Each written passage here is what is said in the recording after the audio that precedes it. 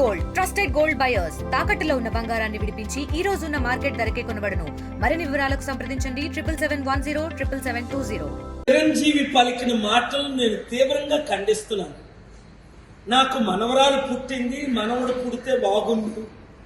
అరే 75 కోట్ల మంది మహిళలు ఈ దేశంలో ఉంటుండగా తల్లులు, చెల్లెలు, అక్కలు ఎంతో గౌరవించిన మన సమాజంలో ఒక పద్మభూషణం పొందిన చిరంజీవి అమ్మాయిల్ని, మహిళల్ని కినపరిచినట్టు మాట్లాడడం కాదా? ఇప్పటికే కట్నాలు కట్టలేక ఎంతో మంది ఆత్మహత్యలు, పిల్లలు కూడా చంపిస్తుంటే తల్లిదండ్రులు మనం ఖండించవలసింది పోగా వాళ్ళని కండోన్ చేయడమే కదా ఇది. వెంటనే చిరంజీవి క్షమాపణ చెప్పాలి.